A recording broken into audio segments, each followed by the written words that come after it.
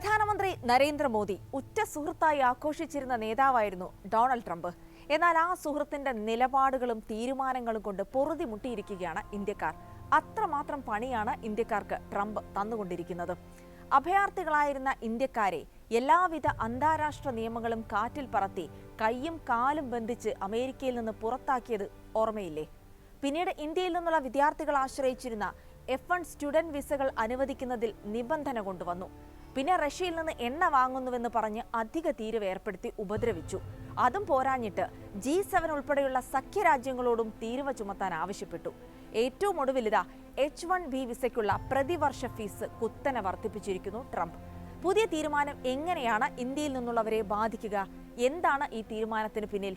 ആഴത്തിലറിയാം. ഇൻഡെപ്തിലേക്ക് സ്വാഗതം.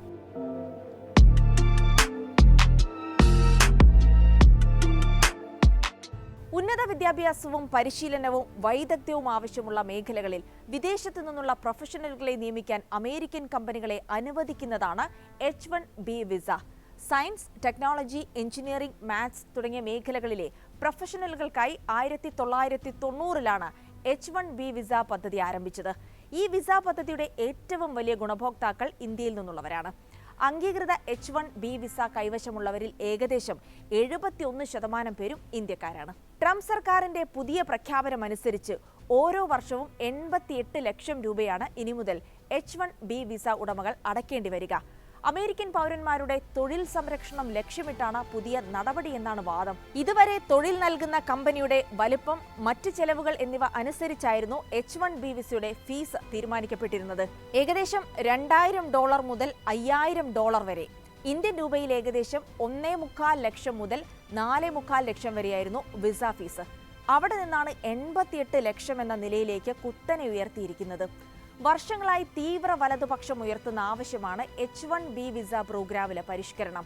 തീരുവ യുദ്ധത്തിന്റെ എല്ലാം പശ്ചാത്തലത്തിൽ അമേരിക്കയിലെ തൊഴിൽ മേഖല വലിയ പ്രതിസന്ധിയിലായതോടുകൂടി വിസ പ്രോഗ്രാമിന്റെ കാര്യത്തിൽ ഉയർത്തിയിരുന്ന എതിർപ്പുകളും ശക്തമാകുകയായിരുന്നു. വിദേശ പൗരന്മാർ US പൗരന്മാരുടെ അവസരങ്ങൾ തട്ടിയെടുക്കുന്നു എന്നതായിരുന്നു പ്രധാന ആരോപണം. ഇതേ അഭിപ്രായം തന്നെയാണ് ട്രംപും പങ്കുവെക്കുന്നത്. H1B വിസ പ്രോഗ്രാമിന്റെ ദുരുപയോഗം ദേശീയ സുരക്ഷാ ഭീഷണിയാണെന്നാണ് ട്രംപ് പറയുന്നത്. H1B വിസയുടെ കാര്യത്തിൽ മിക്കവാറും കമ്പനികൾ വിസ സംബന്ധിയായ തുകകളെല്ലാം അടച്ചുപോരുന്നത്, ഇനി മുതൽ ഓരോരുത്തർക്കും വേണ്ടി ഇത്രയധികം തുക അടയ്ക്കേണ്ടി വരുന്നത് വിദേശ പൗരന്മാരെ നിയമിക്കുന്നതിൽ നിന്ന് കമ്പനികളെ പിന്മാറ്റുമെന്നാണ് ട്രംപ് ഭരണകൂടം കണക്കുകൂട്ടുന്നത്. 3 വർഷത്തേക്കാണ് H1B വിസ അനുവദിക്കുന്നത്. പിന്നീട് വേണമെങ്കിൽ 3 വർഷത്തേക്ക് കൂടി നീട്ടിയെടുക്കാം. നിലവിലെ ഫീ ഘടന അനുസരിച്ച് 3 വർഷത്തേക്കുള്ള തുക ഒരുമിച്ചടയ്ക്കേണ്ടി വരുമോ അതോ വർഷാവർഷം അടച്ചാൽ മതിയോ എന്ന കാര്യത്തിൽ തീരുമാനമായിട്ടില്ല. സെപ്റ്റംബർ 21-ന് പരിഷ്കാരം പ്രാബല്യത്തിൽ വന്നതുകൊണ്ട് തന്നെ അമേരിക്കയ്ക്ക് പുറത്തേക്ക് ജോലിയുടെ ഭാഗമായോ അവധിക്കാലം ആഘോഷിക്കാനോ പോയ H1B വിസ ഉടമകളോട് 24 മണിക്കൂറിനുള്ളിൽ തിരികെ എത്തണമെന്ന് കമ്പനികൾ ആവശ്യപ്പെട്ടിരുന്നു. പുതിയ ഫീസ് അടച്ചാൽ മാത്രമേ ഈ വിസ പ്രോഗ്രാമിലുള്ളവരെ തിരികെ പ്രവേശിപ്പിക്കൂ എന്ന ഭയത്തിലായിരുന്നു അങ്ങനെ ഒരു നിർദ്ദേശം. എന്നാൽ ആ ആശങ്ക ആവശ്യമില്ലെന്നാണ് വാണിജ്യ സെക്രട്ടറി ഹൊവാർഡ് ലുട്നിക് വ്യക്തമാക്കിയത്. നിലവിലെ പ്രഖ്യാപനം H1B വിസ ഇപ്പോൾ കൈവശമുള്ളവർക്ക് ബാധിക്കില്ല എന്നും പുതിയതായി വിതരണം ചെയ്യുന്ന വിസകൾക്കായിരിക്കും 88 ലക്ഷം രൂപ പ്രതിവർഷ ഫീസ് അടയ്ക്കേണ്ടി വരിക എന്നാണ് ലുട്നിക് അറിയിച്ചത്. ഓരോ വർഷവും 65,000 H1B വിസകളാണ് അമേരിക്ക അനുവദിക്കുന്നത്. അതിന്റെ ഏറ്റവും വലിയ ഗുണഭോക്താക്കൾ കണക്ക് വ്യക്തമാക്കും പോലെ ഇന്ത്യയിൽ നിന്നുള്ള ടെക്കികളുമാണ്. ട്രംപിന്റെ പ്രഖ്യാപനം മാനുഷിക പ്രത്യാഘാതങ്ങൾക്ക് കാരണമാകുമെന്നാണ് കേന്ദ്ര സർക്കാർ പ്രതികരിച്ചത്. എന്നാൽ ഇന്ത്യക്കാരുടെ താൽപര്യങ്ങളെ സംരക്ഷിക്കാൻ കഴിയാത്തൊരു സർക്കാരാണ് കേന്ദ്രം ഭരിക്കുന്നതെന്നാണ് പ്രതിപക്ഷത്തിന്റെ ആരോപണം.